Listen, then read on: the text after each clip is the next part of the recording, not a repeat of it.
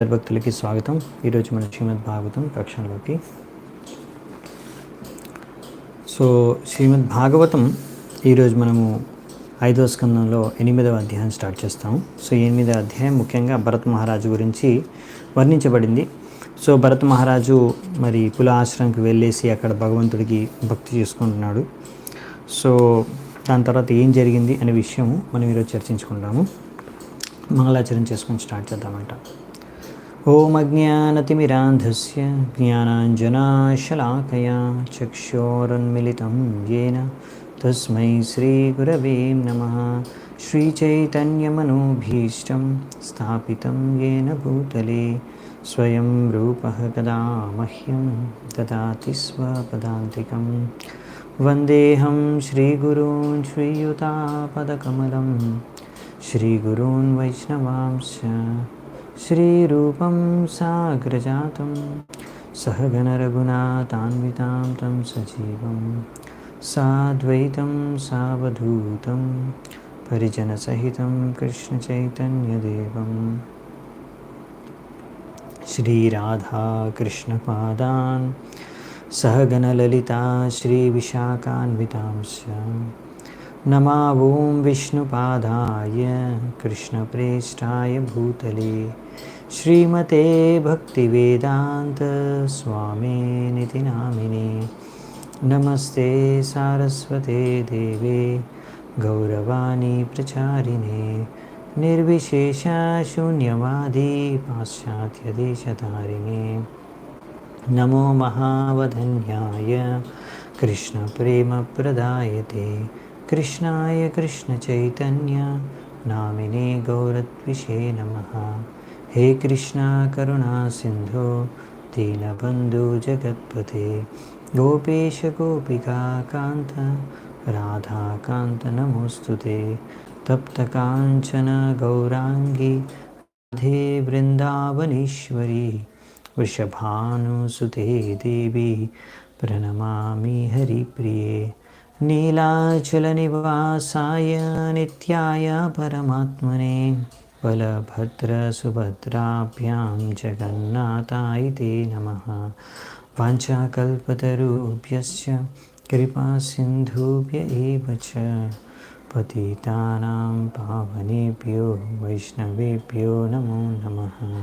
జయ శ్రీకృష్ణ చైతన్య ప్రభు నిత్యానంద శ్రీ అద్వైత గదాధర శ్రీవాసాది గౌరభక్తవృంద.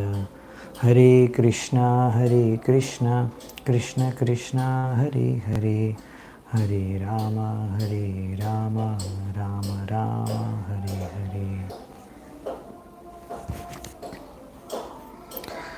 హరే కృష్ణ. మనము మొదటి శ్లోకం నుంచి చర్చించుకుందామంట. ఇందులో కూడా ప్రోస్ ఫార్మాట్లో ఉన్నాయి. 5వ స్కందం 8వ అధ్యాయం మొదటి శ్లోకం నుంచి మనం చర్చించుకుంటున్నాము. శ్రీ శుక ఉవాచ.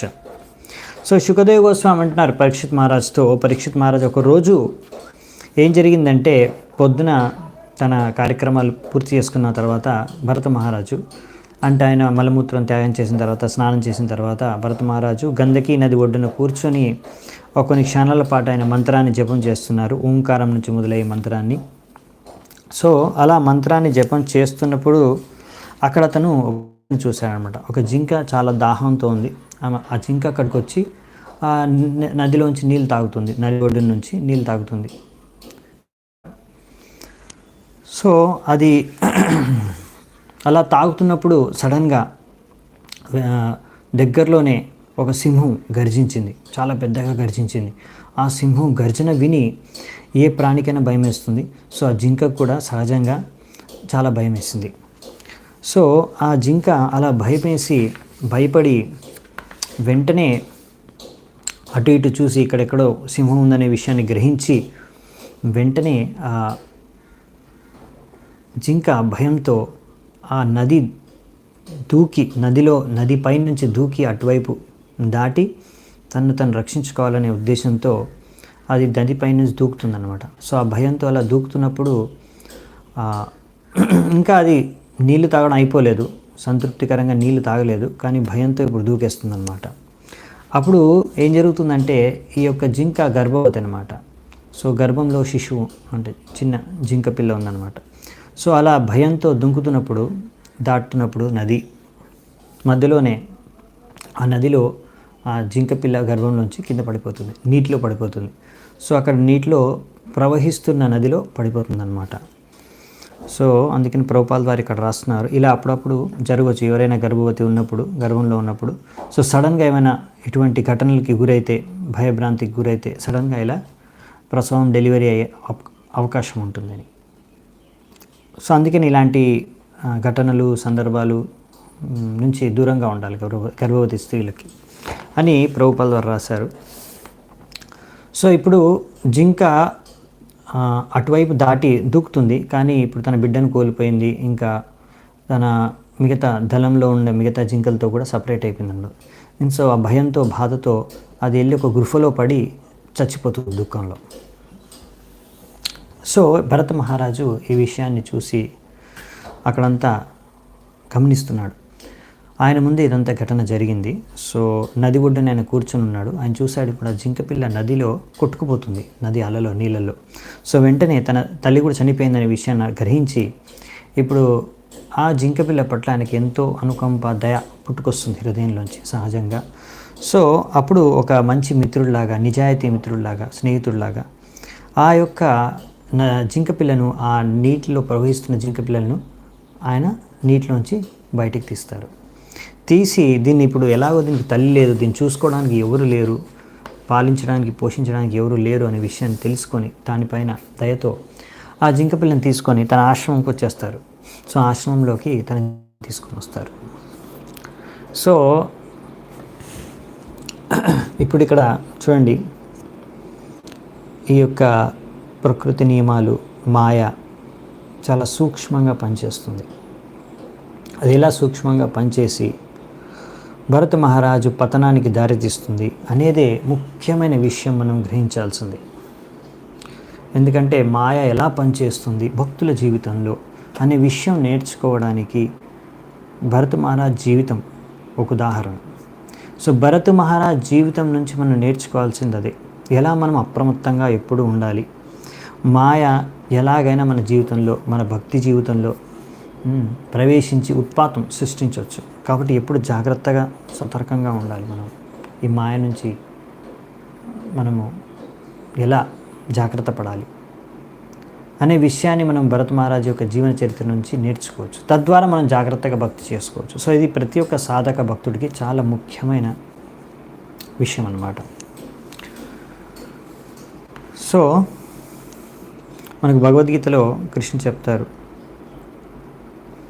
యం హిన వ్యతయంత్యతే పురుషం పురుష రిషభ సమదుఃఖ సుఖం ధీరం సోమృతత్వాయ కల్పతే.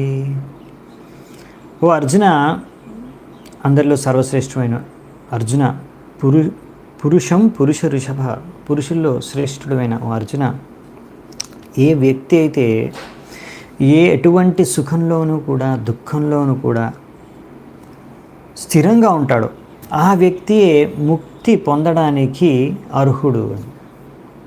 దీనికి ఎందుకు ఈ శ్లోకం ఇక్కడ ప్రభుపాల్ వారు కోట్ చేశారు? ఇప్పుడు ఇక్కడ భరతుడు ఆయన అన్నీ వదిలేసి వచ్చాడు ఇక్కడికి భగవంతుడికి భక్తి చేసుకోవాలని. ఆ భగవంతుడి భక్తిలో నిమగ్నం అయిపోయాడు.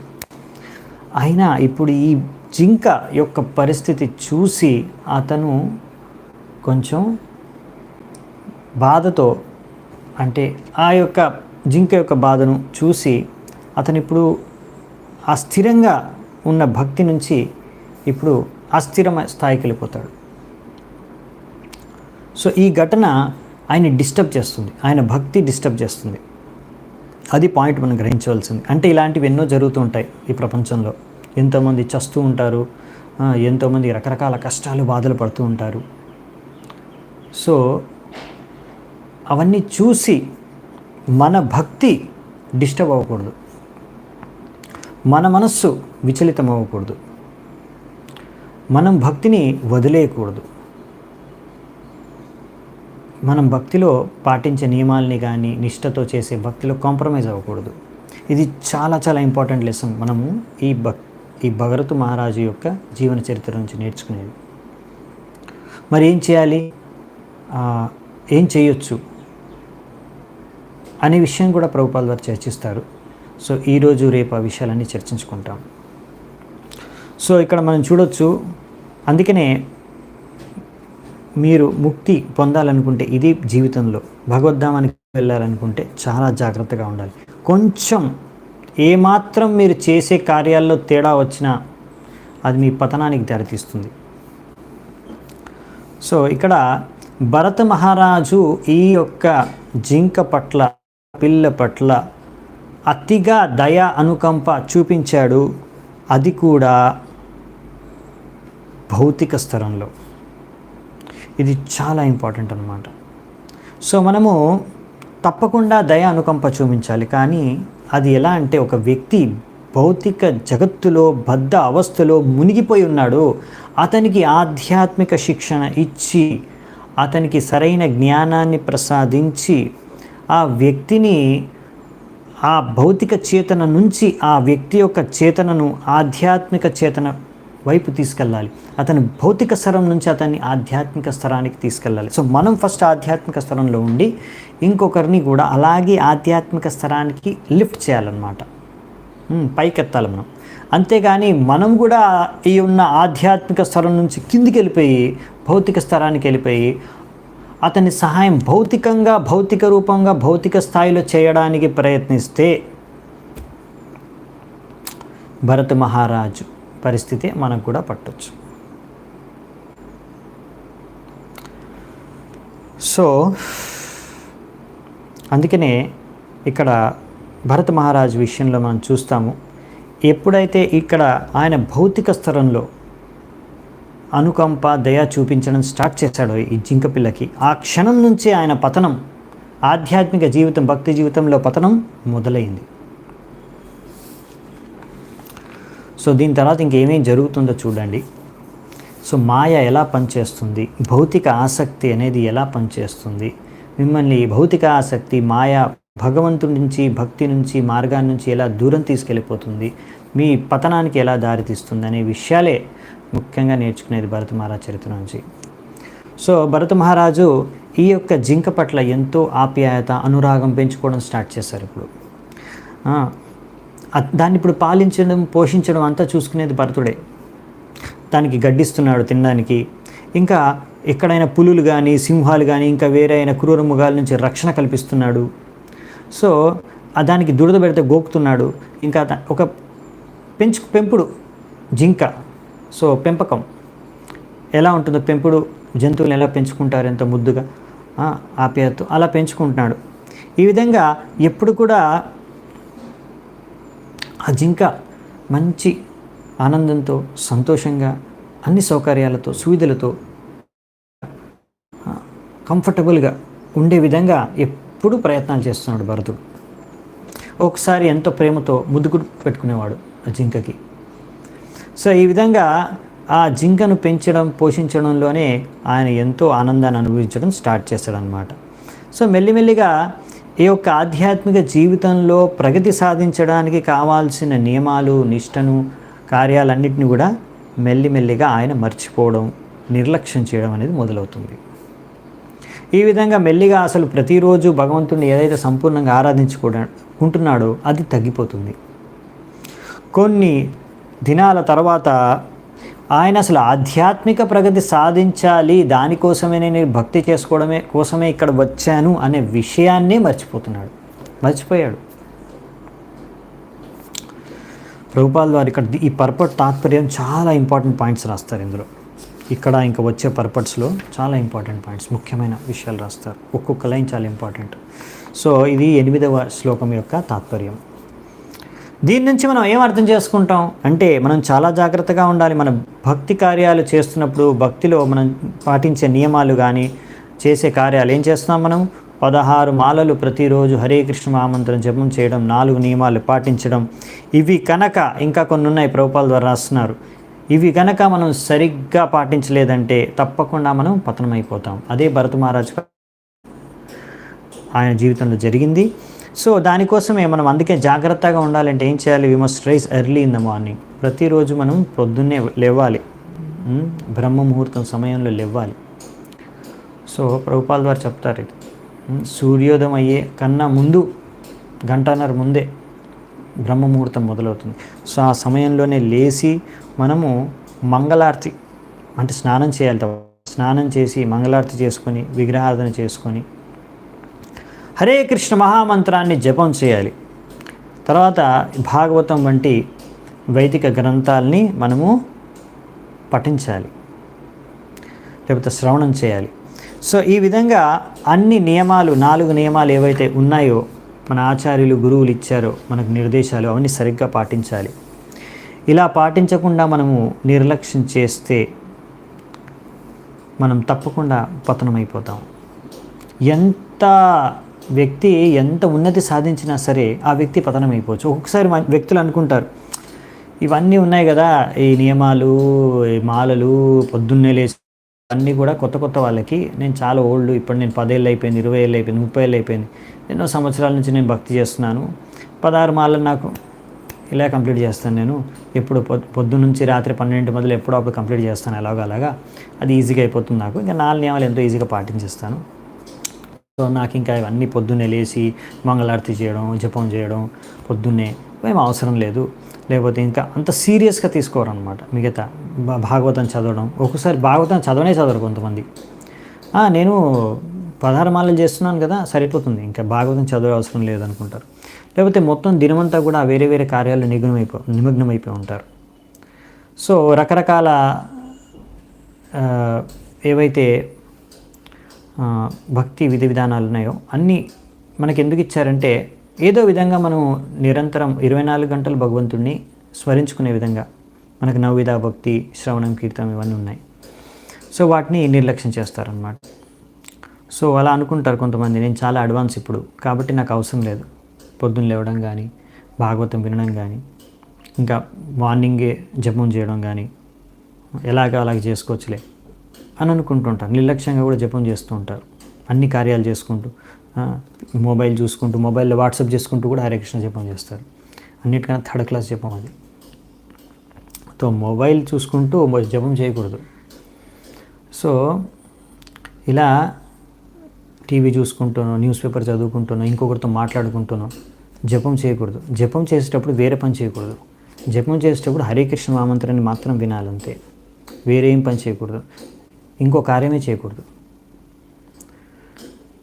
సో ఇలా సరిగ్గా జపం చేయడం కూడా మానేస్తారు. అనుకుంటాను నేను ఇప్పుడు చాలా అడ్వాన్స్ అయిపోయాను, చాలా రోజులు అయిపోయింది, నేను భక్తిలోకి వచ్చేసి నాకేం కాదు, ఇన్ని రోజుల నుంచి భక్తి చేస్తున్నాను కదా నాకేం కాదు అని కూడా ఒక్కొక్కసారి ఊహించుకుంటారు. అలాంటి వాళ్ళందరికీ ఇదొక మంచి లెసన్ అన్నమాట, గుణపాఠం. ఏంది? ఈ యొక్క భరత్ మహారాజ్ యొక్క చరిత్ర, జీవన చరిత్ర ఆయన నుంచి మనం నేర్చుకోవాలి. ఎందుకంటే భరత్ మహారాజ్ కూడా అన్నీ వదిలేసి వచ్చాడు. ఎక్కడికి? పులాశ్రమానికి వెళ్ళిపోయాడు. ఆయన అంత పెద్ద రాజు అయినా కానీ ఆయన జీవితంలో కూడా ఆయన మళ్ళీ పతనం అయిపోయాడు. ఎందుకంటే ఈ నిర్లక్ష్యం చేశాడు. సో అందుకని మనం ఎప్పుడు కూడా మనం పాటించే నియమాలు భక్తిలో నిర్లక్ష్యం చేయకూడదు. యజ్ఞదాన తపఃకర్మ న త్యాజ్యం కార్యమేవ తత్ యజ్ఞో దానం తపశ్చైవ పావనాని మనీషిణాం. సో అందుకే యజ్ఞము, దానము, తపస్య అనేవి ఎప్పుడు కూడా మనం వదులుకోకూడదు. ఎందుకంటే యజ్ఞము, దానము, తపస్య అనేవి ఎంత గొప్ప వ్యక్తినైనా శుద్ధపరిచేస్తాయి. ఒకవేళ ఒక వ్యక్తి సన్యాసి ఆశ్రమంలో ఉన్నా కానీ ఆయన ఎప్పుడు కూడా ఈ యొక్క నియమాల్ని ఆయన వదిలిపెట్టకూడదు, భక్తిలో పాటించే నియమాల్ని. చూడండి, ఈ 4 నియమాలు పాటించడం అనేది ఒక తపస్య. 16 మాల జపం చేయడం అనేది ఒక తపస్య. ఈ జపమే యజ్ఞం, అవునా? సంకీర్తన యజ్ఞం. అన్ని యజ్ఞాల్లో కూడా జపం అన్నిటికన్నా శ్రేష్టమైందని కృష్ణుడు భగవద్గీతలో చెప్తాడు. మరియు కలియుగ ధర్మం వచ్చేసి యజ్ఞం. ఆ యజ్ఞం సంకీర్తన యజ్ఞం చేయడం. సో ఇదే యజ్ఞము, ఈ తపస్య, ఇంకా భగవంతుడికి సేవ, దానము, భగవంతుడి ప్రచారానికి, ఇంకా ఈ యొక్క కృష్ణ సందేశాన్ని ఇంకొకరికి, ఈ జ్ఞానాన్ని ధ్యానం చేయడం, ఈ సరైన ఆధ్యాత్మిక జ్ఞానాన్ని దానం చేయడం, ఇది ఎప్పుడు మానుకోకూడదు మనం. సో ఇవన్నీ కూడా ఎప్పుడు వదిలేయకూడదు. సో మనం చేయాల్సిన కార్యక్రమాలు ఎంత మనము ఉన్నతి సాధించిన భక్తి మార్గంలో. సో అందుకనే ప్రభుపాల్ వారు ఇక్కడ రాస్తున్నారు, నేను సన్యాసం తీసేసుకున్నాను అని అనుకోకూడదు. ఎప్పుడైనా సరే నువ్వు సన్యాసం తీసుకున్నా సరే ఇవన్నీ పాటించాలి, భక్తిలో ఉన్న నియమాలు నిష్టాలు. ఎందుకంటే సన్యాసం అనేది కూడా, ఇంకా సన్యాసాశ్రమం అనేది కూడా వర్ణాశ్రమం అంటర్లోనే ఉంటుంది. ఇంకా అది 3 గుణాలకు అతీతులు కాదు. సన్యాసులు అంటే వాళ్ళు 3 గుణాలకు అతీతులు కావచ్చు, కానీ కంపల్సరీ కాదు. కొంతమంది శుద్ధ భక్తులు అయితే కావచ్చు, అది ఎవరైనా కావచ్చు, బ్రహ్మచారి కావచ్చు, వానప్రస్థే కావచ్చు, గృహస్థే కావచ్చు, సన్యాసి కావచ్చు, ఎవరైనా 3 గుణాలకు అతీతులు కావచ్చు. అందుకే కదా కృష్ణుడు అర్జునుడికి అన్నాడు, నిస్త్రైగుణ్య భవ అర్జున, నువ్వు 3 గుణాలకి అతీతులు అవ్వాలి అర్జున అని. సో అది ఎవరైనా కావచ్చు. కాబట్టి ఎవరు అనుకోకూడదు నేను సన్యాసం తీసేసుకున్నాను, ఇప్పుడు నేను ఇంకా అన్ని నియమాలకి అన్ని రకాల గుణాలకి అతీతుణ్ణి కాదు. సో ప్రతి ఒక్కరూ కూడా ఈ నియమాల్ని, భక్తిలో చేసే కార్యాలని నిష్ఠతో చేసుకోవాలి. సో అందుకనే ఒకవేళ మీరు ఆధ్యాత్మిక జీవితంలో ప్రగతి సాధించాలంటే భరత మహారాజు యొక్క జీవన చరిత్ర, ఆయన చేసిన కార్యాలన్నింటినీ క్షుణ్ణంగా పరిశీలించి ఎన్నో విషయాలు మీరు నేర్చుకోవచ్చు, గ్రహించవచ్చు అని ప్రభుపాల్ వారు ఇక్కడ రాస్తున్నారు. సో మహారాజు భరతుడు ఇలా ఆలోచిస్తున్నాడు,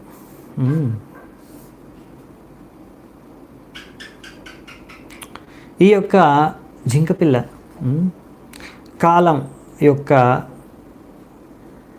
కాలక్రమంలో ఆ కాలము భగవంతుడి యొక్క ఆయుధంలా మారి ఇప్పుడు ఆ కాలం యొక్క ప్రభావంలో తన యొక్క తల్లిని, రకాల బంధువుల్ని కోల్పోయింది. అందుకనే ఈ జింక పిల్లకు నేను తప్ప ఇంకొవ్వరూ ఆధారం లేరు, నేనే నన్ను శరణు తీసుకుంది.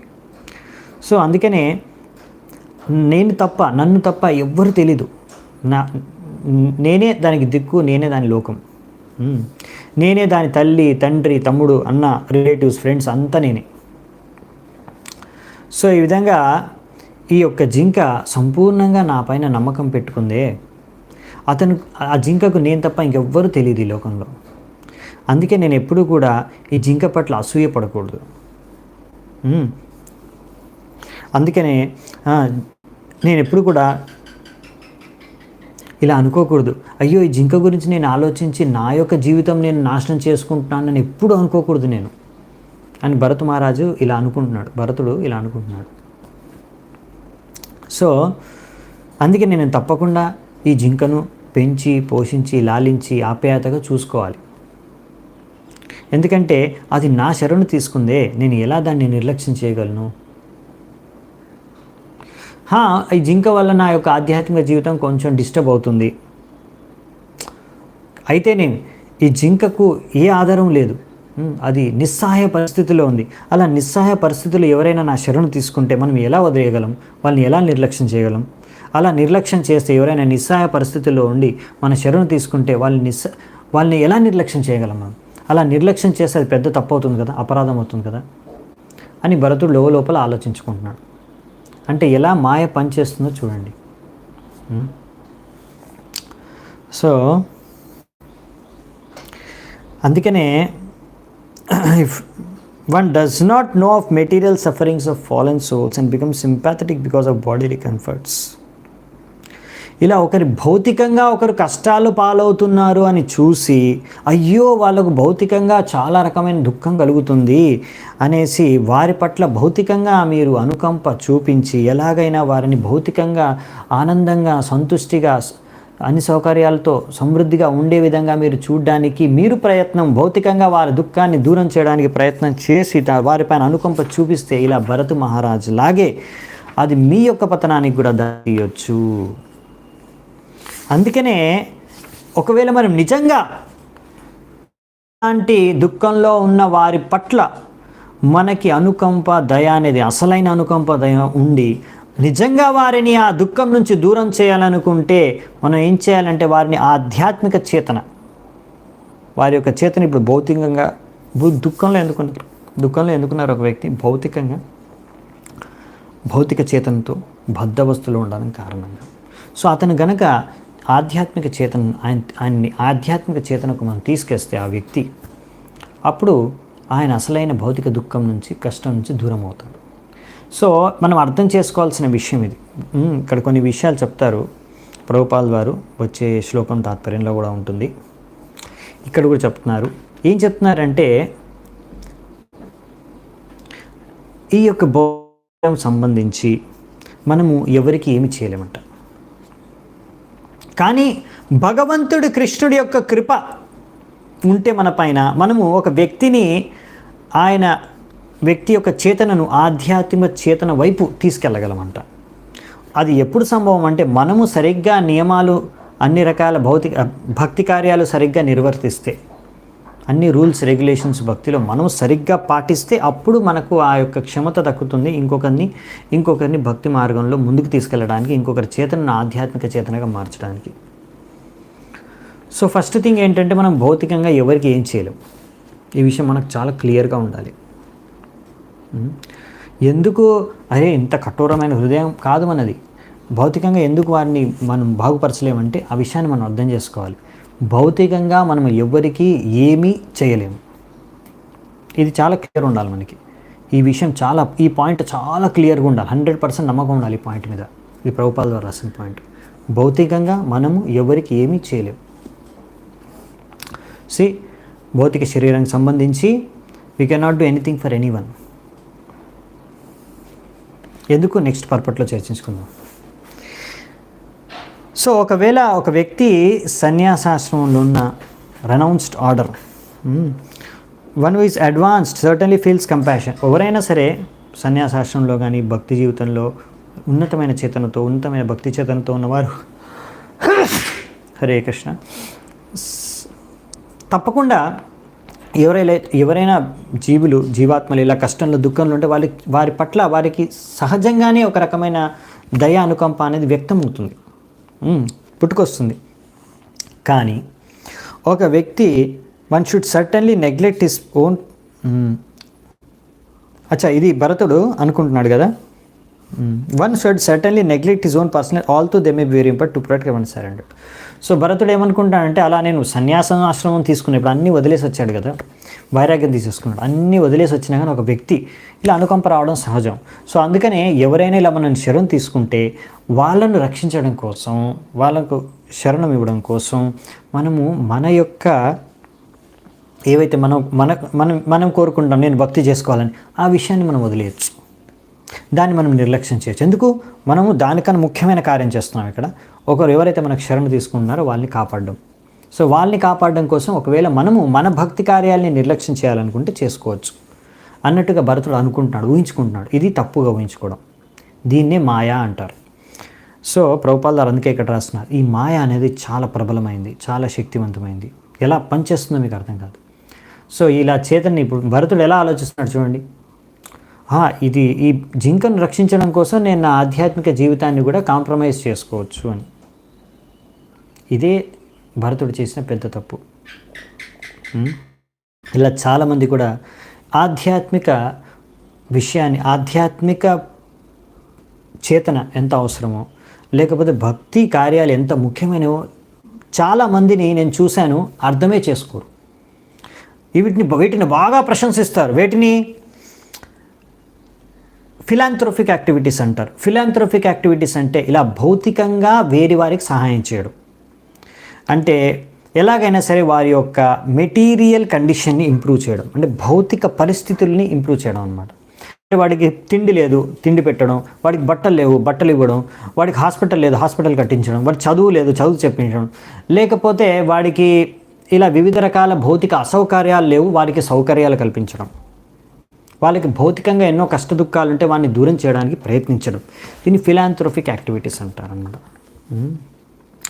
వీటి పట్ల చాలా ఇలా ఎవరైనా చేశారనుకోండి వాళ్ళు ఎంతోమంది ప్రశంసిస్తారు. నేను మార్కెట్లో చూశాను.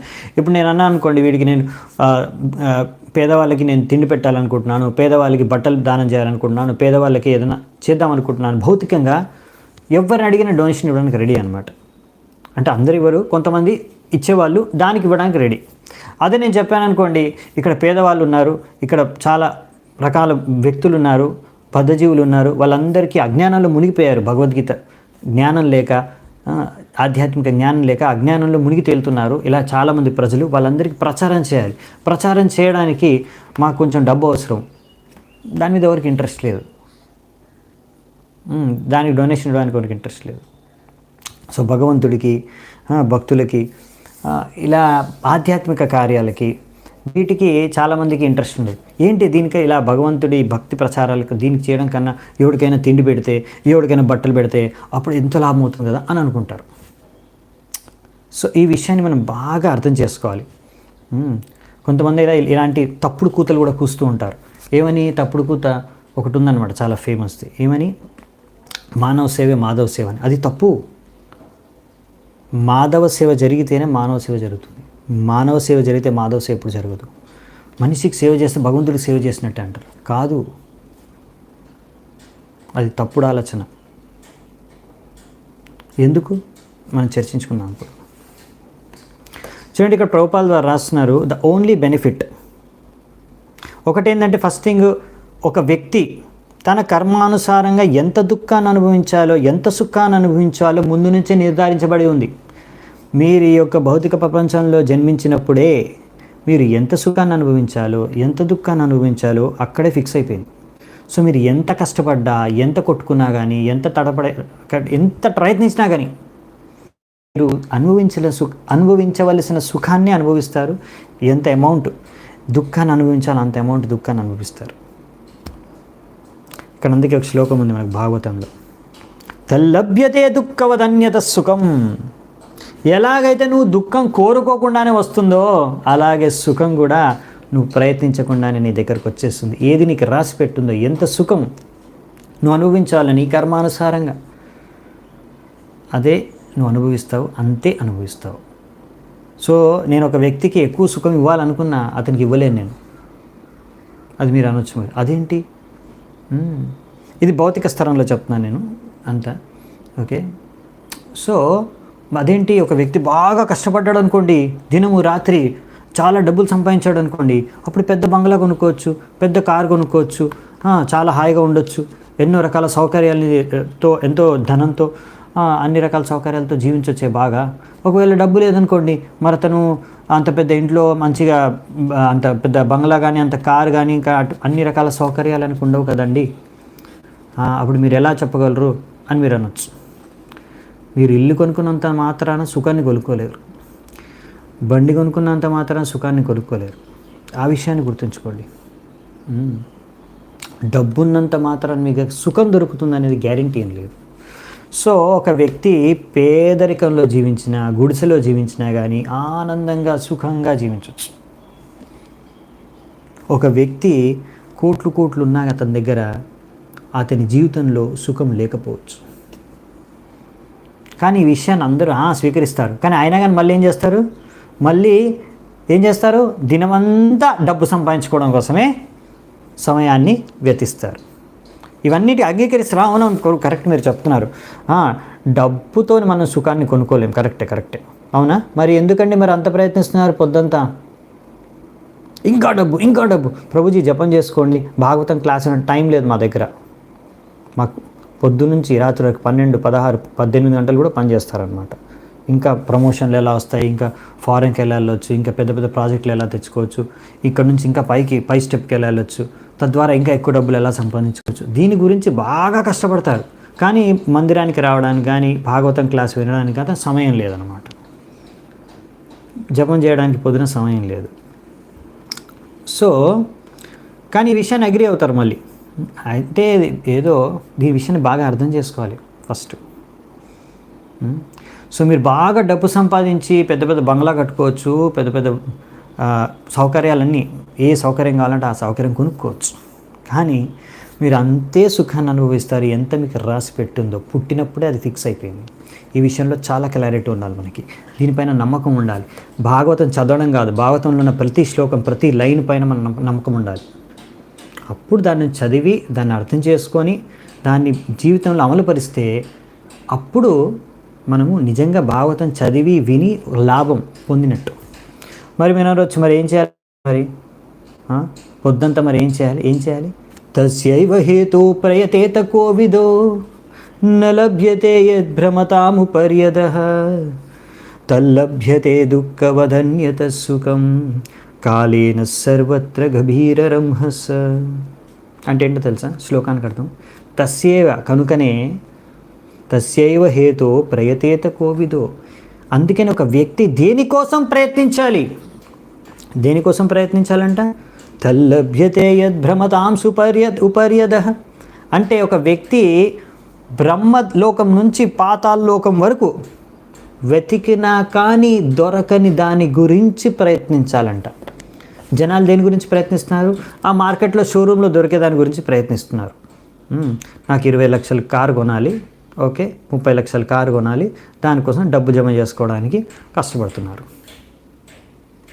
అలా షోరూంలో, రోడ్డు పైన షోరూంలో దొరికే కారు కోసం కాదు నువ్వు కష్టపడాల్సింది.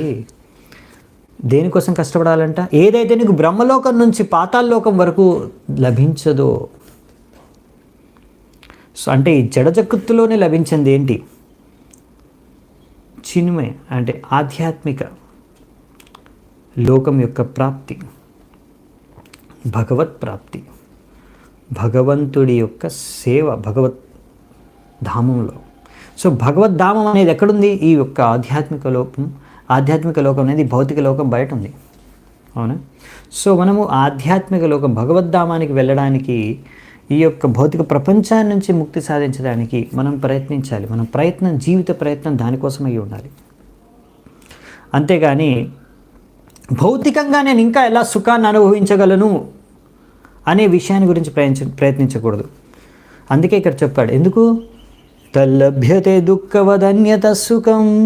ఎలాగైతే దుఃఖాని కోసం నువ్వు ప్రయత్నిస్తున్నావా, దుఃఖం పొందడానికి ప్రయత్నిస్తున్నావా, ఎన్ని ప్రయత్నాలు చేస్తున్నావు? ఎవరైనా కోరుకుంటున్నారా నాకు దుఃఖం కావాలి అని?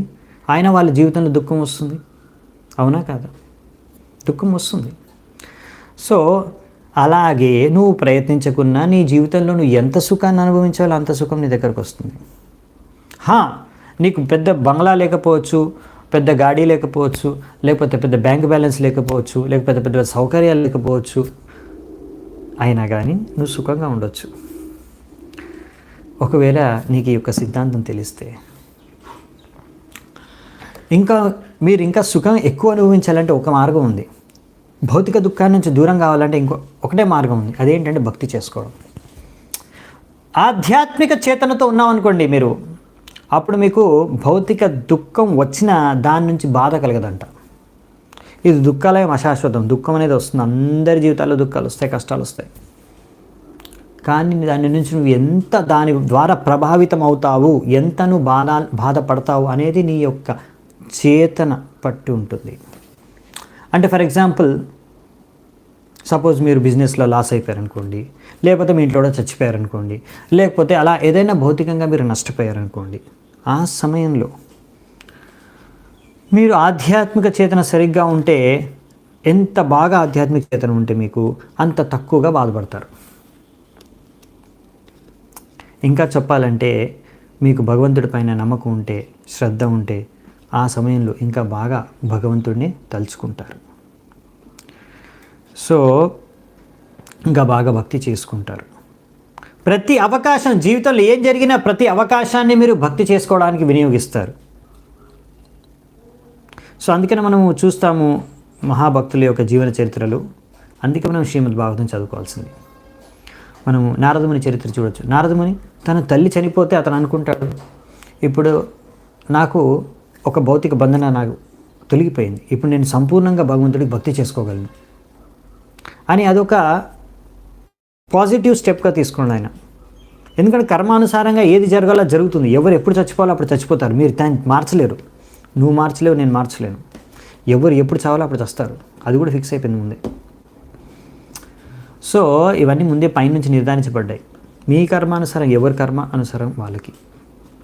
సో దాని గురించి బాధపడ్డం కన్నా, సో ఇలాంటి పరిస్థితుల్లో నేను ఎలా భక్తి చేసుకోగలను, ఈ పరిస్థితిలో ఈ పరిస్థితి నాకు దానికి భగవంతుడి కృపగా స్వీకరించి నేను ఎలా భక్తి జీవితంలో ముందుకు వెళ్ళగలను, అలా ఆలోచించగలిగే చేతనని ఆధ్యాత్మిక చేతన. సో మీకు భక్తి ఇచ్చేది ఏంటంటే, మీ భక్తి మీరు భక్తి చేసుకోవడం ద్వారా మీ జీవితంలో ఏ కష్టాలు రాకుండా ఉంటాయని ఎక్కడ గ్యారంటీ ఇవ్వలేదు. మొత్తం భగవద్గీత భాగవతంలో భగవంతుడు ఎక్కడ చెప్పలేదు మీరు భక్తి చేసుకోండి మీకు ఏ రోగాలు రావని, ఎప్పుడు చెప్పలేదు. మరి ఏం చెప్పారండి? భక్తి చేసుకుంటే సరైన చేతన వస్తుందన్నమాట. ఎన్ని దుఃఖ కష్టాలు వచ్చినా, ఎన్ని రకాల సమస్యలు వచ్చినా ఎదుర్కొనే సామర్థ్యం, దానికి కావాల్సిన సరైన చేతన, ప్రతి ఈ యొక్క దుఃఖాన్ని కష్టాన్ని కూడా సరైన దృష్టికోణంతో సరిగ్గా అర్థం చేసుకొని అలాంటి పరిస్థితుల్లో కూడా భక్తిలో ఎలా ప్రగతి సాధించాలో కావాల్సిన తెలివి, బుద్ధి, సామర్థ్యం అవన్నీ కూడా భక్తి మనకు అందిస్తుంది అన్నమాట. సో అందుకే ఇలాంటి సందర్భాల్లో మనం ఎంత బాగా భక్తి చేస్తున్నాం అనే విషయం బయటపడుతుంది. అన్ని పరిస్థితులు అనుకూలంగా ఉన్నప్పుడు భక్తి చేసుకోవడం చాలా సహజం. కానీ పరిస్థితులు వ్యతిరేకంగా ఉన్నప్పుడు కూడా ఎలా భక్తి చేసుకోవాలి అనే విషయాన్ని మనం ఎప్పుడు శుద్ధతతో మనం సరైన విధంగా భక్తి చేసుకుంటామో అప్పుడు ఆ విషయం బయటపడుతుంది అన్నమాట. టెస్ట్ అది. సో అందుకనే మనం విషయాన్ని అర్థం చేసుకోవాలి. సో అందుకని మనం ఎలాగో వాడి యొక్క భౌతికంగా వాడి భౌతిక దేహానికి మనం ఏం చేయలేము. కాబట్టి మనం చేయవలసింది ఏంటంటే అతన్ని ఎలాగైనా సరే అతనికి ఆధ్యాత్మిక చేతన వాడిని పెంపొందించగలిగితే ఆ వ్యక్తి యొక్క ఆధ్యాత్మిక చేతని, అప్పుడు ఆ వ్యక్తి అసలైన విధంగా అతను అర్థం చేసుకోవాలి. ఈ భౌతిక దుఃఖం వస్తుంది పోతుంది, మనం చేసుకోవాల్సింది భక్తి. సో ఇవన్నీ శాశ్వతం కాదు, జీవితమే శాశ్వతం కాదు, ఈ యొక్క ప్రపంచమే శాశ్వతం కాదు, ఈ యొక్క దుఃఖాలు కూడా శాశ్వతం కావు అనేసి ఆ వ్యక్తి భక్తి ఒక్కటే శాశ్వతం, భక్తి చేసుకోవాలనే విషయాన్ని గ్రహించి భక్తి చేసుకుంటూ వెళ్ళిపోతాడు. సో ఈ రకరకాల దుఃఖాలు కష్టాల నుంచి ఎక్కువగా ప్రభావితం అవ్వడు, ఎక్కువగా బాధపడడు ఒక వ్యక్తి యొక్క చేతన ఆధ్యాత్మికంగా ఉంటే. అందుకనే ఆధ్యాత్మిక చేతను పెంపొందించడం ఒక వ్యక్తిలో మీరు చేయవలసిన అతి ముఖ్యమైన కార్యం. మీరు నిజంగా వాడికి దయ చూపి వారిలో ఆధ్యాత్మిక చేతనను పెంపొందించాలి. తప్పకుండా మనము భౌతికంగా వారికి మనము ఒక్కొక్కసారి భక్తులకు కూడా మనం అంటే మనం భక్తులకి ఏం చేయకూడదా? సేవ చేయాలి. ఎందుకంటే భక్తులకి సేవ చేస్తే భగవంతుడు సంతృష్టి చెందుతాడు, అవునా? సో మనం భక్తులకి అందరికీ కూడా ముందు భక్తి ప్రసాదించాలి. ఎవరికైనా మీరు చేయండి, ప్రచారం చేస్తూ వారికి కావాల్సిన భౌతిక సౌకర్యాలు మీరు సప్లై చేస్తున్నారు. ఎందుకంటే ఒక సేవ రూపంలో. ఇప్పుడు భక్తుడిగా మార్చడానికి, లేకపోతే భక్తులైతే వారికి సేవ చేయడం, తద్వారా మీరు భగవంతుడిని సంతృప్తిపరచగలరు ఇంకొకరికి సేవ చేసి. సో మీరు వారికి సరైన వస్త్రాలు కూడా ఇవ్వచ్చు, సరైన చదువు కూడా చెప్పొచ్చు, సరైన ప్రసాదం కూడా పెట్టొచ్చు, అన్ని భౌతిక వసతులు కల్పించవచ్చు ఒకవేళ వారిని మీరు భక్తి మార్గంలోకి తీసుకొస్తే, లేకపోతే వాళ్ళు భక్తులైతే. సో అది అప్పుడు సరైన సేవ అవుతుంది, సరిగ్గా మీరు సేవ చేసిన వారు అవుతారు. అలా చేయవచ్చు. అంతేకాని నేను భౌతికంగా వాడికి సహాయం చేసి వాడికి ఎంతో నేను మేలు చేస్తున్నానని కూడా మూర్ఖత్వం. ఎందుకంటే కర్మానుసారంగా వాడు ఎంత దుఃఖం అనుభవించాలో అంత అనుభవిస్తాడు కనుక. ఓన్లీ భక్తి మార్గం ద్వారానే ఒకరి కర్మను మొత్తం సమూలంగా కర్మ ఫలితాలని సంపూర్ణంగా నాశనం చేయవచ్చు నిజంగా. అందుకని మీరు ఒక వ్యక్తి యొక్క కర్మాన్ని సంపూర్ణంగా తొలగించాలనుకున్నారనుకోండి, అప్పుడు ఆ వ్యక్తి మీరు భక్తి మార్గంలోకి తీసుకురావాలి. ఆ ప్రయత్నం చేయాలి.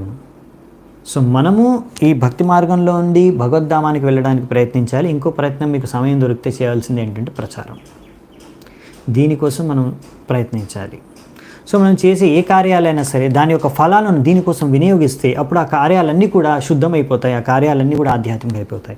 అందుకే కృష్ణుడు అర్జునుడికి చెప్పాడు, నువ్వు యుద్ధం చేయడం మానుకోని అవసరం లేదు, మా మనుస్మర యుద్ధచ, నువ్వు యుద్ధం చేయి నన్ను స్మరించుకుంటూ, నా కోసం చేస్తున్నావు అనే విషయం గుర్తుంచుకో, ధర్మాన్ని స్థాపించడం కోసం యుద్ధం చేస్తున్నావు అనే విషయం గుర్తుంచుకో. సో ఇలా నువ్వు చేయడం ద్వారా నా సంతుష్టి కోసం, ధర్మాన్ని స్థాపించడం కోసం నువ్వు ఈ కర్తవ్య పాలన చేయడం ద్వారా నువ్వు అన్ని కర్మల నుంచి ముక్తుడు అవుతావు, నీకు ఏ పాపకర్మ తగలదు. సో ఆయన చేస్తుంది యుద్ధమే అయినా కానీ ఆయనకు పాపం తగలదు, ఇంకా భగవంతుడిని సంతృష్టి పడుతున్నాడు, అది శుద్ధ భక్తి అయిపోతుంది. సో అలా మీరు ఏ కార్యం చేసినా అది భగవంతుడి సంతృష్టి కోసం, దాని నుంచి వచ్చిన ఫలాలన్నీ భగవంతుడికి అర్పిస్తే, లేకపోతే భగవంతుడి సేవకి భక్తి చేసుకోవడానికి లేకపోతే ప్రచారం చేసుకోవడానికి వినియోగిస్తే అప్పుడు అది శుద్ధమైన కార్యం అయిపోతుంది. అది అప్పుడు సంపూర్ణంగా భగవత్ కార్యం అయిపోతుంది, ఆధ్యాత్మిక కార్యం అయిపోతుంది. అంటే మీరు కంపెనీలో పని చేసుకుంటూ కూడా, జాబ్ చేసుకుంటూ కూడా, బిజినెస్ చేసుకుంటూ కూడా, ఏం చేసినా, చదువుకుంటున్నా, మీరు ఏం చేసినా సరే దాన్ని మీరు భగవత్ కార్యం, భక్తి కార్యంగా మార్చేయచ్చు. మీ సరైన చేతన ఉండి ఆ ఫలితాలని సరిగ్గా మరి భగవంతుడి సేవకు వినియోగిస్తే. అదే మనకు భగవద్గీత భాగవతం నేర్పించేది. సో నెక్స్ట్ 11వ శ్లోకం. సో ఈ విధంగా ఈ యొక్క జింక పిల్ల పట్ల ఆసక్తితో భరత మహారాజు దాంతోపాటే కలిసి పడుకునేవాడు, కలిసి నడిచేవాడు, కలిసి తినేవాడు, ఇలా ప్రతి కార్యము కలిసి చేసేవాడు అన్నమాట జింకతో. సో ఈ విధంగా జింక పట్ల అతని హృదయం ఆ ఆప్యాయతతో, అనురాగంతో ఎంతో ఆకట్టుకుపోయింది, అనుబంధం పెంచుకుంటూ పోయాడు. ఆ జింకతో అనే అనుబంధం చాలా గట్టిగా మారిపోయిందనమాట. ఈ విధంగా ఎప్పుడైతే భరత మహారాజు అడవిలోకి వెళ్ళేవాడో కుషాగ్రాస్, పువ్వులు, పళ్ళు, ఇంకా రకరకాల ఆకులు, ఇంకా రకరకాల వేళ్ళు, జలము, ఇలా అన్నీ సేకరించడానికి అప్పుడు అతను అనుకునేవాడు అనమాట. హీ వుడ్ ఫియర్, అతనికి భయం వేసేది అనమాట. అయ్యో, ఏ కుక్కలో, నక్కలో, ఏ పులులో, సింహాలో వచ్చేసి నా జింకను తినేసేవు కదా, చంపేసేవు కదా అని లోపల భయపడుతూ. సో అందుకనే అతను ఏం చేసేవాడంటే అలా అడవికి వెళ్ళినప్పుడు తనతో పాటు జింకను కూడా తీసుకుని వెళ్ళేవాడు. సో ఈ విధంగా ప్రతి కార్యంలో తనతో పాటు జింక కూడా పాల్గొందనమాట. సో ఈ విధంగా అంటే అతను ఆసక్తి పెంచుకుంటున్నాడు అనమాట. ఇలా ఎవరైనా ఇలా ఇప్పుడు ఇక్కడ జింక పట్ల ప్రతి కార్యంలో జింకను తీసుకొని వెళ్తున్నాడు. అలాగే కొంతమంది ప్రతి దగ్గర కుక్క పిల్లని తీసుకొని వెళ్తారు, పిల్లినో తీసుకెళ్తాడు, వాళ్ళు పెంపుడు కుక్క, పెంపుడు పిల్లి. సో ఎప్పుడు దాని గురించి ఆలోచించడం, దాని గురించి ప్రేమించడం, దాంతో అనుబంధం ఎంతగా పెంచుకుంటారు, దాని గురించి ఎంతగా ఆలోచిస్తారంటే అలా ఆలోచించి చచ్చే టైంలో దాన్ని గుర్తు చేసుకొని చేస్తే నెక్స్ట్ జీవితంలో కుక్క పిల్లై పుడతారనమాట. అదే ఇక్కడ మనం చూస్తాము భరత మహారాజుడి యొక్క జీవితంలో కూడా జరిగింది. సో అందుకనే మనం జాగ్రత్తగా ఉండాలన్నమాట. ఎవరిపైన మనం అనుబంధం, ఆప్యాయత, ప్రేమ అన్నీ పంచుకుంటున్నాము, జాగ్రత్తగా ఉండాలి. అందుకని మనము మన యొక్క విశ్వాసాన్ని, అనుబంధాన్ని ఎవరిపైన పెంచుకోవాలి? భగవంతుడి పైన. సో ఒకవేళ మనం భగవంతుడి పైన మన యొక్క విశ్వాసాన్ని వృద్ధి చేసుకోలేకపోతే ఇలా వేరే వాటిపైన మనం విశ్వాసం, అనుబంధం, అనురాగం పెంచుకుంటూ పోతాం.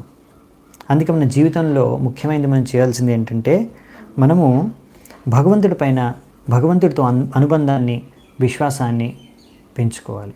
లేకపోతే మనము వేరే వాటిపైన పెంచుకుంటే భౌతిక వస్తువులు, విషయాల పట్ల మనము భౌతిక బంధంలో చిక్కుకుంటాం. సో ఈ విధంగా ఇలా అడవిలోకి ప్రవేశించినప్పుడు భరత మహారాజుకి ఆ జింక యొక్క కార్యాలు, చిలిపి చేష్టలు బాగా నచ్చేవన్నమాట. సో చాలా ఆకట్టుకునేవి. ఆ జింక ఏం చేసినా ఆయన మురిచిపోయేవాడు, మైమరిచిపోయేవాడు భరతుడు. ఇలా మహారాజు భరతుడు అతను ఆ జింకను తన భుజాలపైన వేసుకొని తీసుకెళ్ళేవాడు. అప్పుడప్పుడు ఎంతో ప్రేమతో చూసుకునేవాడు. సో ఈ విధంగా జింక పట్ల ఆయన హృదయంలో ప్రేమ, అనురాగం పొంగి పొరులుతుందన్నమాట. అప్పుడప్పుడు తన ఒళ్ళో పెట్టుకొని కూర్చునేవాడు, అప్పుడప్పుడు దాన్ని తన ఒళ్ళో పెట్టుకునేవాడు, అప్పుడప్పుడు అతను పడుకున్నప్పుడు దాన్ని తన యొక్క ఛాతి పైన పెట్టుకొని పడుకునేవాడు. ఈ విధంగా ఎన్నో విధాలుగా ఆ జింక పిల్లతో అతను ఎన్నో రకాల కార్యాల్లో, అనుబంధంలో మునిగిపోయాడు అన్నమాట. సో ఎవరైనా అడగొచ్చు, ఇక్కడ ప్రభుపాల్ అడుగుతున్నారు, what then was the use of his renouncing his family? అతను ఎంత పెద్ద రాజ్యాన్ని, పరివారాన్ని, ప్రజల్ని, సంపదను అంతా త్యాగం చేసి వచ్చేసాడు, ఏం లాభం? సో మళ్ళీ ఇక్కడ వచ్చి ఒక జింక పట్ల ఆసక్తి పెంచుకున్నాడు. భౌతిక ఆసక్తి, భౌతిక అనుబంధం, అన్ని భౌతిక బంధాలని తెంచుకొని భరతుడు ఇక్కడికి వచ్చేసాడు, భక్తిలో నిమగ్నం అయిపోయాడు. తర్వాత ఏం జరిగింది? మళ్ళీ ఒక జింకతో అనుబంధం పెంచుకున్నాడు, భౌతిక సంబంధం పెంచుకున్నాడు, భౌతికంగా మళ్ళీ చేతనతో మునిగిపోతున్నాడు. సో అందుకనే ఇక్కడ చెప్పేది ఏంటంటే వన్ హూ ఈజ్ సీరియస్. మీరు నిజంగా సీరియస్గా ఉంటే, మీ యొక్క భక్తిలో పురోగతి చెందాలి, భక్తిలో నేను ఎదగాలి అని మీకు నిజంగా సీరియస్ ఉంటే మీరు, అప్పుడు మనము చాలా జాగ్రత్తగా ఉండాలి. కృష్ణుడి తప్ప వేరే ఏ విషయ వస్తువు, ఏ వ్యక్తి, ఏ ప్రాణి పట్ల కూడా మనము ఆసక్తి పెంచుకోకూడదు భౌతికంగా. సో భౌతికంగా ఎవరిపైన కూడా మనం ఆసక్తిని పెంచుకోకూడదు. ఇది వచ్చేసి మనం నేర్చుకోవాల్సిన ముఖ్యమైన శిక్షణ భరతుడి నుంచి. సో లాస్ట్ 2 శ్లోకాలు ఉన్నాయి, చూద్దామంట ఈరోజుకి. సో మహారాజు భరతుడు ఆ విధంగా భగవంతుడిని ఆరాధించే సమయంలో, లేకపోతే ఏవైనా అలాంటి కార్యాలు, భగవంతుడు చేసే కార్యాల సమయంలో మధ్యలో ఇంకా అది కార్యం ముగిసిపోలేదు. అంటే భగవంతుడికి ఏదైనా పూజ చేస్తున్నాడు, యజ్ఞం చేస్తున్నాడు, అర్చన చేస్తున్నాడు, ఏం చేస్తున్నా సరే ఆ మధ్యలో లేచి ఆ జింక ఎక్కడుంది, ఎక్కడ పోయింది, ఏమైంది, ఏం చేస్తుంది అని చూస్తూ ఉండేవాడు. సో ఈ విధంగా మీరు అర్థం చేసుకోవచ్చు ఎంత శ్రద్ధతో ఇంకా చేయగలుగుతున్నాడు అతను. సో ఈ విధంగా ఎప్పుడైతే అతను చూసేవాడు ఎక్కడుంది జింక మధ్యలో, అంటే అతను పూజ చేసుకునే మధ్యలో కూడా జింక ఏం చేస్తుంది అని చూస్తుండేవాడు. ఒకవేళ ఇంకా ప్రశాంతంగా కూర్చొని ఉంది, సరైన చోటు ఉంది, అదేమి కష్టాల్లో లేని, అమ్మయ్య ఓకే జింక చాలా ప్రశాంతంగా ఉంది, ఏం ప్రాబ్లంలో లేదు కదా, ఓకే ఇప్పుడు మళ్ళీ పూజ చేసుకో, మళ్ళీ మధ్యలో డౌట్ అనమాట, మళ్ళీ ఏమైంది జింకకి, మళ్ళీ చూస్తూ ఉంటాడు ఆ విధంగా. సో అతను భక్తి చేసుకునేటప్పుడు కూడా, భగవంతుడికి అర్చన చేసుకునేటప్పుడు, పూజ చేసుకునేటప్పుడు కూడా, భగవంతుడిని మంత్రం జపం చేసుకునేటప్పుడు, ఏం కార్యం చేసిన భక్తి కార్యాల్లో మధ్యలో జింకను చూస్తూ ఉండేవాడు ఏం చేస్తుందని. అంటే అతను చేతన అంతా జింకపైనే ఉందన్నమాట. సో అందుకనే ఈ విధంగా అతను ఎప్పుడు మనసులో కూడా తలుచుకునేవాడంట, ఇప్పుడు జింక ఎప్పుడు సంతోషంగా ఉండాలి అని. ఇది ఈ విధంగా అతని చేత అంతా మొత్తం ఈ జింక పైన ఎంత తీవ్రంగా జింక గురించి ఆలోచిస్తున్నాడు భరతుడు. అంటే ఇప్పుడు భగవంతుడి గురించి భక్తి కార్యాలు చేసేటప్పుడు కూడా ఆయనకి భగవంతుడి పైన ధ్యానం లేదు, ధ్యాస లేదు, ఆయన ధ్యాస అంతా జింక పైనే. సో ఈ విధంగా అతను చేసేదంతా కూడా ఏదో చేస్తున్నాడు ఆ భక్తి కార్యం కానీ అంత పేరుకు మాత్రమే, దానివల్ల ఆయనకి ఏమి లాభం జరగట్లేదు. ఎందుకని ధ్యానం ధ్యాస అంతా జింక పైన ఉంది కదా, అందుకని. సో దీనివల్ల మనం అర్థం చేసుకోవచ్చు భరత మహారాజు ఇది ఒక చిహ్నం అనమాట. అంటే ఆల్రెడీ తన ఆధ్యాత్మిక స్థరం నుంచి అతను పతనమైపోయాడు అనే విషయానికి ఇది ఒక సూచన, ఒక చిహ్నం. ఇది సూచిస్తుంది, ఏం సూచిస్తుంది, భరతుడు ఆల్రెడీ పతనమైపోయాడు ఆధ్యాత్మిక స్థరం నుంచి భౌతిక స్థరానికి. సో ఇంకో 15వ నంబర్ శ్లోకం. ఒకవేళ భరతుడు చూడలేదనుకో, అతని జింక కనిపించలేదనుకోండి దగ్గరలో ఆయన కళ్ళతోని, అతని మనసు విచలితం అయిపోయేది, టెన్షన్ వచ్చేది, అయ్యో ఏమైంది కనిపించట్లేదు జింక, ఎక్కడ పోయింది. సో అప్పుడు ఒక కృపణుడి లాగా వ్యవహరించేవాడంట. అంటే వ్యక్తి ఎవరైతే బాగా ఎంతో డబ్బు దొరికిపోయింది అతనికి, సడన్గా ఆ వ్యక్తి ఆ డబ్బంతా కోల్పోయాడు అనుకోండి, ఎంత విచలితం అయిపోతాడు. సో ఒకవేళ ఒక పేదవాడికి సడన్గా చాలా పెద్ద డబ్బు దొరికింది, సంపద దొరికింది, కానీ అంతా కోల్పోయాడు అనుకోండి, చాలా బాధపడతాడు. సో చాలా బాధపడేవాడంట, చాలా మనసు విచలితం అయిపోయింది జింక కనిపించకపోతే దగ్గరలో. ఆ దుఃఖంలో ఎంతో విరహాన్ని అనుభవించేవాడంట కాసేపు జింక కనిపించకపోతే. అలా జింక కనిపించకపోయినప్పుడు ఆయనకు పిచ్చెక్కిపోయేదంట. ఆ పిచ్చితనంలో ఏమేమి మాట్లాడేవాడో, ఆ విరహంలో ఏమేమి మాట్లాడేవాడో అవన్నీ కూడా మనం రేపు చూద్దామంట. కానీ ఇక్కడ నుంచి మనం నేర్చుకోవాల్సిన ఒక ముఖ్యమైన శిక్షణ ప్రభుపాల ద్వారా మనకి ఇస్తున్నారు. ఒకవేళ మనము అదే ఆసక్తి భగవంతుడి పైన పెంపొందించుకుంటే, భగవంతుడికి సేవ చేసుకోవాలనే విషయం పైన మనం పెంపొందించుకుంటే, భగవంతుడి సేవ పైన మనకు అంత శ్రద్ధ ఆసక్తి ఉంటే మనం భక్తి జీవితంలో ప్రగతి సాధించగలం. రూపగోస్వామి వారు అందుకని ప్రార్థన చేసుకుంటున్నారు భగవంతుడికి, నేను ఎలా భగవంతుడి పట్ల ఆకట్టుకోవాలి, ఎలా ఒక యవ్వన వయసులో ఉన్న ఒక యువకుడు, ఒక యువతి ఒకరి పట్ల ఒకరు ఎలా ఆకర్షణ కలుగుతుందో అలాంటి ఆకర్షణ నాకు భగవంతుడి పట్ల కలగాలి అని రూపగోస్వామి కోరుకుంటారంట. సహజంగా ఒక యువకుడు ఒక యువతి ఇద్దరు ఆకర్షణ ఇద్దరి మధ్యలో కలుగుతుంది. అలాగే నాకు భగవంతుడి పట్ల ఆకర్షణ కలగాలి, సహజంగా తీవ్రమైన ఆకర్షణ కలగాలి అని కోరుకుంటున్నారు రూపగోస్వామి. సో చైతన్య మహాప్రభు అలాంటి ఆకర్షణ భగవంతుడి పట్ల అతని ఉన్న ఆకర్షణని వ్యక్తం చేశారు ఆయన జీవితంలో. చూసాం మనం ఒక భక్తుడిలా ఎలా, ఒక భక్తుడు ఉన్నతమైన భక్తిలో ఎలా మునిగిపోతాడో ఆ విషయాన్ని మనం చైతన్య మహాప్రభు ఒక జీవితంలో చూస్తాం. అతను ఒక్కొక్కసారి చైతన్య మహాప్రభు భగవంతుడితో విరహంలో ఆయన ఒక్కొక్కసారి ఎంతో ఏడ్చేవాడు, లేకపోతే సముద్రంలో దూకేసేవారు. ఒక్కొక్కసారి నేను చూసేవారు ఇది యమున అనుకొని సముద్రంలో దూకేసేవారు, లేకపోతే ఒక్కొక్కసారి ఎంత విరహంలో ఏడ్చేవారు అనమాట కృష్ణుడి విరహంలో, సో గోపీ భావంలో. సో ఈ విధమైన రకరకాల విరహంలో ఒక భక్తుడు, ఒక శుద్ధ భక్తుడు ఎలాంటి భావాలకి గురవుతారో అవన్నీ కూడా చైతన్య మహాప్రభు తన జీవితంలో వ్యక్తం చేశారు. అంత్యలీలలో వస్తుంది చైతన్య చరితామృతంలో. అలా భగవంతుడితో విరహం అనేది చాలా ఉన్నతమైన స్థాయి అన్నమాట. అది ఎంతో మీరు భగవంతుడి పట్ల ఆసక్తి ఆకర్షణ ఉన్నప్పుడే అది విరహం అనేది మీరు అనుభవించగలరు. కానీ అలా మనం భగవంతుడి పట్ల మన ఆసక్తిని అనుబంధాన్ని పెంచుకోకుండా ఈ భౌతిక విషయాలు వస్తువులు లేకపోతే ఇలాంటి వేరే భౌతిక స్థలంలో ఏ ప్రాణుల పట్ల మనుషుల పట్ల పెంచుకుంటే మనం ఆధ్యాత్మిక స్వరం నుంచి పతనమైపోతాము, పడిపోతాము.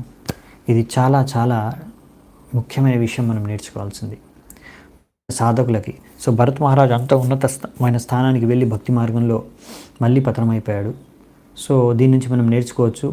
మనం ఇంకా భరత్ మహారాజ్ అంత ఉన్నతమైన స్థానంలో లేము. సో మనం జాగ్రత్తగా ఎలా ఉండాలి అనే విషయాన్ని మనము గ్రహించాలి. ఇక్కడ ఎంత జాగ్రత్తగా ఉండాలనే విషయాన్ని మనం అర్థం చేసుకోవాలి. అదే ముఖ్యమైన విషయం అన్నమాట. సో ఇప్పుడు మరి భరత్ మహారాజు ఇంకా ఎలా అతను ఇంకా దిగజారిపోతాడు భక్తి మార్గం నుంచి భౌతిక చేతనం ఎంత దూరం ఆయన్ని తీసుకెళ్ళిపోతుంది భగవత్ చేతనం నుంచి జింక చేతనం వరకు. ఈ యొక్క జింక పైన ఉన్న ఆసక్తి, ఈ మాయ అనేది మనము రేపు చూద్దామంట. తర్వాత ఏం జరిగింది, మరి మళ్ళీ అతను తిరిగి భగవద్ధామానికి వెళ్ళడానికి ఏం చేశారు, అసలు ఏం జరిగింది అనే విషయాలన్నీ కూడా వచ్చే అధ్యాయాల్లో చూస్తాం మనము. సో ఈరోజు ఇక్కడే ఈ యొక్క విషయాన్ని నేను ముగిస్తున్నాను, ఈరోజు చర్చని. అందరికీ చాలా చాలా ధన్యవాదాలు ఎంతో ఓపికగా ఇప్పటివరకు విన్నందుకు. హరే కృష్ణ. శిల ప్రభుపాద కీ జై. గ్రంథరాజ్ శ్రీమద్ భాగవతం కీ జై. సంవేద గౌరభక్త వృంద కీ జై. నితాయ్ గౌర్ సీతనాథ్ ప్రేమానందే. హరి హరి బోల్.